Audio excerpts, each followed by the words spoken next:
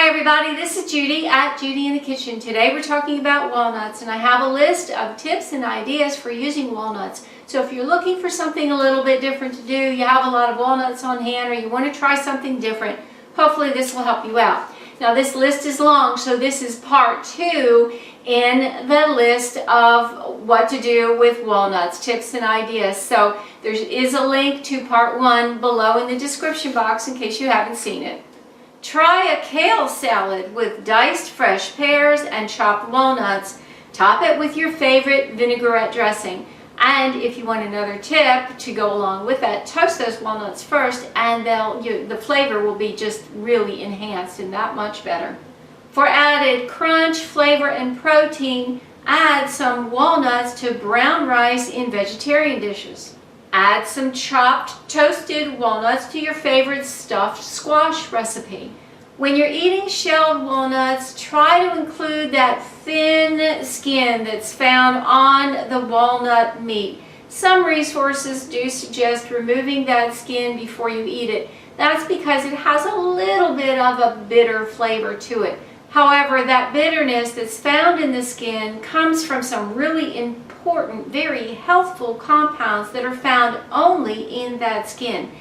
In fact, 90% of the phenols found in walnuts are in that skin. So if you can bear to eat it, please do. You'll do a body good by including that little bit of skin that's on top of the walnut meat. Try adding some chopped walnuts to your favorite poultry stuffing. Add walnuts to your favorite sauteed vegetables. Try a homemade walnut granola. This is really easy to do. In a large bowl, combine about a ½ cup of honey, 3 tablespoons of molasses, a tablespoon of vanilla, a dash of salt, and a teaspoon each of whatever spices that you choose. It could be cinnamon, ginger, and/or nutmeg, maybe allspice, something like that. Stir well to combine that basic ingredients, and that's going to be your glue to hold your granola together.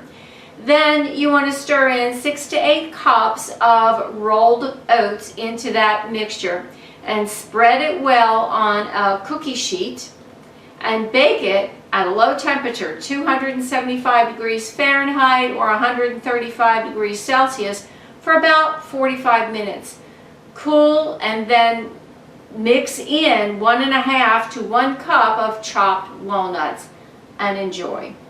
To roast walnuts, it's best to do it at a low oven temperature to preserve the quality of the fats, the oils that are in that nut. So spread your walnuts on a cookie sheet. This is a dry, clean cookie sheet, and roast it at 160 to 170 degrees Fahrenheit. That's about 75 degrees Celsius. And roast them for 15 to 20 minutes or so, then take them out of the oven, allow it to cool, and then enjoy. If you want to toast your walnuts on the stove, that's a very easy process, and I also tell how to do that in my part 1 video on tips and ideas for walnuts. Let me know if you have any questions or comments below. This is Judy at Judy in the Kitchen. Bye for now.